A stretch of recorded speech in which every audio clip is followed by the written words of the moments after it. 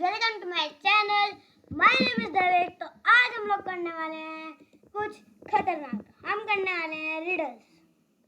तो चलो riddles start करते हैं। कौन सी करें? ये वाली अच्छी लग रही है, ये वाली करते हैं। शहर से बाहर एक खेत में कुछ किसान गेहूं की कटाई कर रहे थे। वहीं पास में पेड़ के नीचे कुछ बच्चे खेल रहे थे। इस सीन को देखकर क्या आप बता सकते हैं अभी कौन सा ऋतु मौसम चल रहा होगा? सोचिए सोचिए लॉजिकल आर्मी।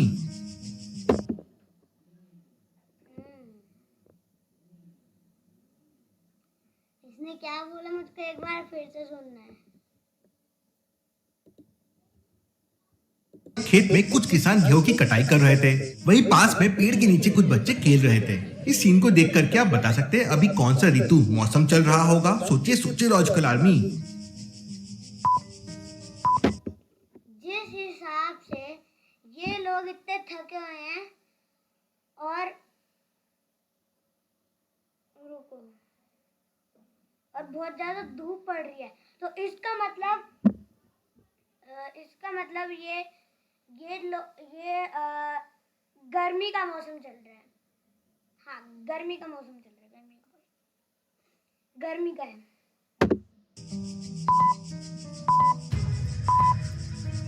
गेहूं की कटाई हो रही है, इसका मतलब ये गर्मी का मौसम चल रहा है। इंडिया में गेहूं की कटाई मार्च के महीने में होती है। खेत में कटाई कर रहा एक किसान जिसका नाम नीरज था अपने साथी से कहता है कि उसका बहुत तेज सर दर्द हो रहा है। तब उसका साथी उससे कहता है जाओ जाकर पानी पी लो। वह किसान नीरज जैसे ही पानी पीने के लिए जाता है तो 2 कदम चलते ही गिर जाता है। सभी लोग तुरंत दौड़ के उसके पास आ जाते हैं। नीरज खेत के बीचों बीच बेहोश पड़ा हुआ था और उसके शरीर से बहुत तेज पसीना निकल रहा था। एक दूसरा किसान तुरंत दौड़कर पानी लाता है और उसके ऊपर छिड़कने लगता है, लेकिन नीरज को होश नहीं आता। गांव वाले उसे तुरंत शहर के हॉस्पिटल के लिए लेके निकल जाते हैं। सभी लोग शहर में पहुंच जाते हैं। शहर में उन्हें 2 हॉस्पिटल दिखाई देते हैं। तो क्या आप इन दोनों हॉस्पिटल को देखकर बता सकते हैं वो लोग कौन से हॉस्पिटल में जाएंगे, ए या बी? सोचिए सोचिए लॉजिकल आर्मी। इधर बड़ी लाइन लगी है तो वो लोग इधर जा नहीं सकते, और इधर गाड़ी है तो इधर जाएंगे। आई थिंक बी वाला आंसर, बी वाले, क्योंकि अगर वो इधर लगेंगे तो उनको बहुत टाइम भी लग जाएगा, और वो क्योंकि वो बेहोश भी है तो इसलिए उनको जल्दी जाना है, तो वो बी वाले पे जाएंगे, बी वाला।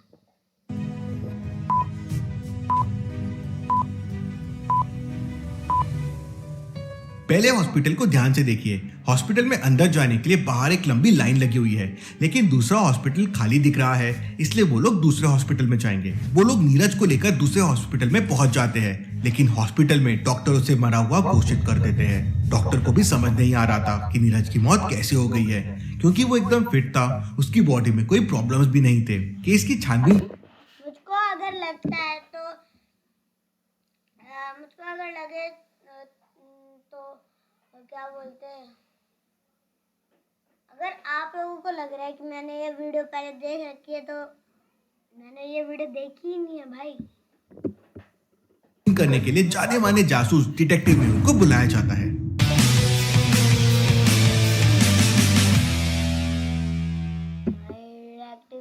क्या मस्त एंट्री हुई है।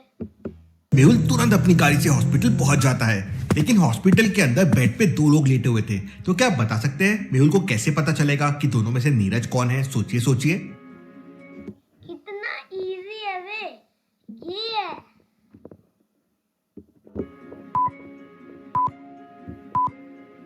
बहुत इजी वे, ये वाला है, ये वाला जो है ना, ये वाला है नीरज। पहले वाले आदमी के चेहरे पे ऑक्सीजन मास्क लगा हुआ है। अब भला मरे हुए आदमी के चेहरे पे ऑक्सीजन मास्क कैसे लगाया जा सकता है? इसका मतलब दूसरा वाला आदमी ही नीरज होगा। मेहुल दूसरे वाले आदमी के पास पहुंच जाता है। डॉक्टर मेहुल को बताते हैं कि उन्होंने बहुत कोशिश की, लेकिन मौत का कारण पता नहीं कर पाए। मैं बॉडी को डॉक्टर संजना की लैब में लेके जा रहा हूँ, वो शायद मौत का कारण पता कर सके। मेहुल नीरज की डेड बॉडी को अपनी कार में रखकर डॉक्टर संजना की लैब में पहुंच जाता है। डॉक्टर संजना की लैब का दरवाजा एक पासवर्ड से खुलता है। इन इक्वेशंस को ध्यान से देखिए और मुझे बताइए क्वेश्चन मार्क की जगह क्या आएगा। सोचिए सोचिए लॉजिकल आर्मी, और मुझे आपका आंसर कमेंट करके बताइए।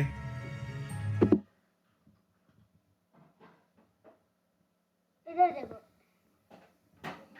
इधर पहले में आ रहा है 2 1 1, फिर इधर 1 आया, फिर 3 1 1, फिर इधर 2 आया, इधर 4 1 1, इधर 3 आया, तो 1 2 3 इसमें से एक माइनस हो रहा है क्या? नहीं रुक जाओ, इधर 1 आया 2 3, तो फिर इधर क्या आ सकता है? कैसे चले 1 2 3 4? रुक जाओ, मुझको फिर से समझने दो।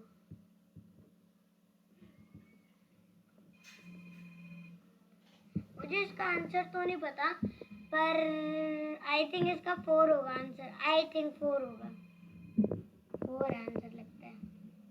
I think 4 answer.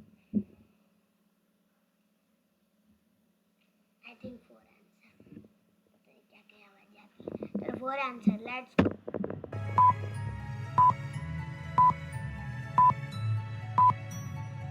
2 into 1 हो जाएगा 2, -1 हो जाएगा 1, 3 into 1 हो जाएगा 3, -1 हो जाएगा 2, 4 into 1 है 4, -1 हो जाएगा 3, तो 8 into 1 हो जाएगा 8 और -1 हो जाएगा 7, मतलब कोड है 7।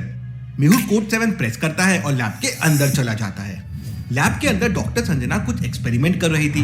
मेहुल डॉक्टर संजना से कहता है, डॉक्टर संजना, मुझे जल्द से जल्द पता करना है कि इस डेड बॉडी की मौत कैसे हुई है। आप जल्दी से जल्दी इसका पता कीजिए। लगभग 2 घंटे बाद डॉक्टर संजना पोस्टमार्टम रिपोर्ट तैयार करके मेहुल को कॉल करती है और बताती है कि नीरज की मौत जहर की वजह से हुई है और ये जहर उसे खाने के साथ दिया गया था।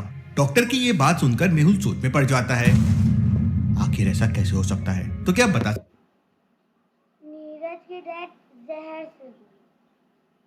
ठीक है, सकते हैं ऐसी कौन सी बात है जिसने मेहुल को परेशान कर दिया? सोचिए सोचिए। वो जहर वाली बात जो अभी डॉक्टर ने बोला ना, उसको जहर से उसकी मौत हो गई थी, तो मुझे लगता है कि जहर वाली बात से हुआ है।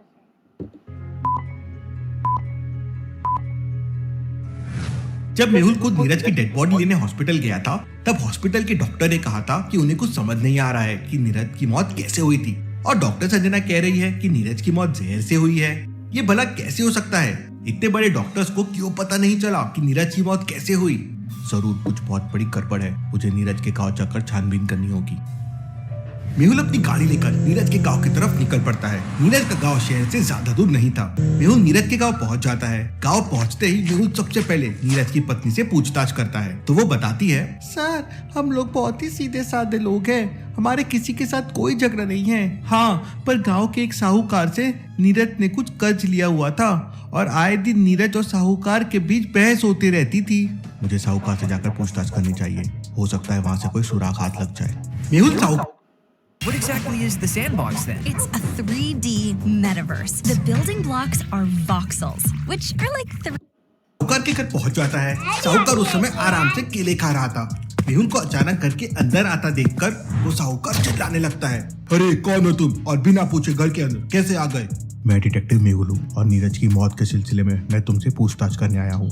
अरे सर, मैं तो उस समय घर पे ही नहीं था। मैं स्वेटर और ठंडी का सामान लेने बाजार गया था। साहूकार की बातें सुनकर मेहुल को पक्का यकीन हो जाता है कि जरूर नीरज की मौत में साहूकार का हाथ है। तो क्या आप बता सकते हैं मेहुल को ऐसा क्यों लगा? सोचिए सोचिए लॉजिकल आदमी। क्योंकि इसने पहले जब मेहुल अंदर आ रहा था तो इसने इसको रूडली गुस्से से बोला कि तुम कौन और मेरे घर के अंदर बिना पूछे कैसे आए, इसलिए उसको इसके ऊपर शक जा रहा है। और लड़ाई भी हो रखी थी नीरज और इसके बीच, तो क्या पता इसके बीच इसने खाने के अंदर कुछ डाल दिया हो।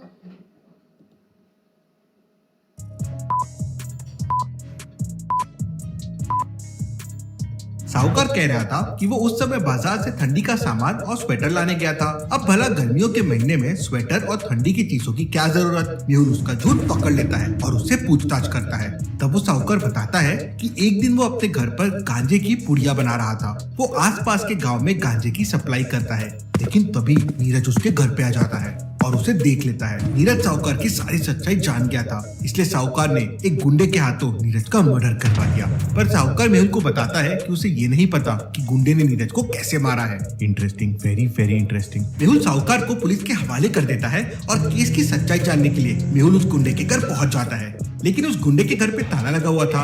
आसपास के लोगों से पूछने पर पता चलता है कि वो गुंडा महीने में कभी कभी घर आता है और अक्सर शहर में रहता है। अब इतने बड़े शहर में मैं उस गुंडे को कैसे ढूंढूंगा? मेहुल उस गुंडे के घर से उसकी फोटोज कलेक्ट करता है और शहर के अपने सारे जासूसों को भेज देता है। और फिर मेहुल अपनी गाड़ी लेकर गुंडे के घर के अंदर गया कैसे? पहले तो बोल रहे थे कि ताला लगाए, फिर घर के अंदर कैसे घुसा है आदमी? शहर की तरफ निकल पड़ता है। गांव से वापस शहर तक जाने के लिए 3 रास्ते थे। पहला रास्ता सबसे छोटा था, लेकिन उस रास्ते पे सड़क के किनारे बहुत सारे मधुमक्खियों के छत्ते लगे हुए थे और जो भी वहां से गुजरता है मधुमक्खी उस पर हमला करके उसे मार देती है। दूसरा रास्ता एक नदी के पुल से होकर जाता है। ये रास्ता भी पहले रास्ता जितना शॉर्टकट है, लेकिन नदी के ऊपर बना हुआ पुल काफी डैमेज हो चुका है और कभी भी गिर सकता है। और तीसरा रास्ता जंगल से होकर जाता है जो काफी बड़ा है। तो क्या आप सोच के बता सकते हैं मेहुल कौन से रास्ते से शहर जाएगा, ए बी या सी? सोचिए लॉजिकल आर्मी। सी वाले से वो जा नहीं पाएगा क्योंकि उधर से सीधा जंगल की तरफ रास्ते जा रहे हैं। बी वाले से अगर वो जाएगा तो वो टूट जाएगा और फिर उसकी गाड़ी नीचे चली जाएगी और फिर वो मर जाएगा। तो ए वाला मुझको बहुत सेफ लगता है क्योंकि ए वाले पे जाना बहुत ईजी है, क्योंकि गाड़ी का तो सारे शीशे बंद है और मधुमक्खी गाड़ी के अंदर कैसे आ सकती हैं। तो ए वाला रास्ता है।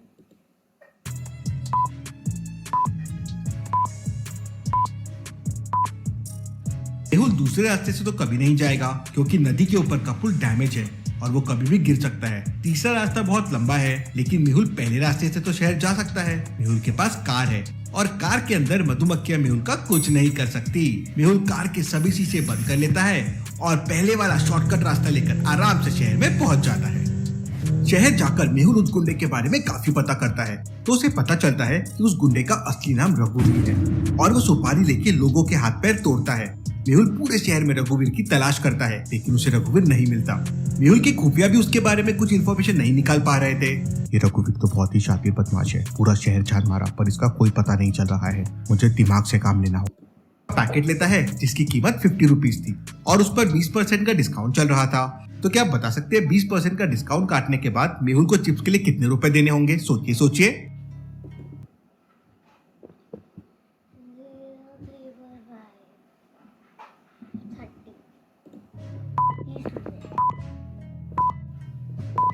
कैश देगा ना वो।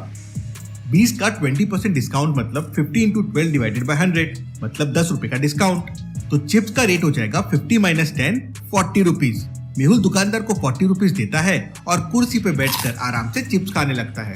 तभी मेहुल का खबरी मेहुल को खबर देता है कि अभी अभी एक शराब की दुकान में उसने रघुवीर जैसे 3 लोग देखे हैं। मेहुल खाना पीना छोड़कर तुरंत शराब की दुकान की तरफ निकल तैसे करके मेहुल शराब को वहाँ वो 3 लोग मिल जाते हैं जो रघुवीर के जैसे दिख रहे थे। क्या आप एबीसी को और रघुवीर की असली फोटो को देख के बता सकते हैं इनमें रघुवीर कौन है? सोचिए लॉजिकल आर्मी, ध्यान से ऑब्जर्व कीजिए।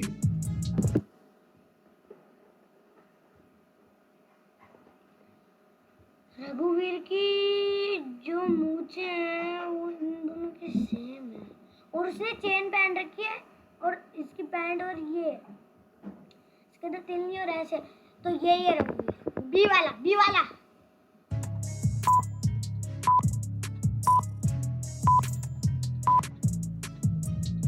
ये बी वाला आदमी रघुवीर की फोटो जैसा दिख रहा है।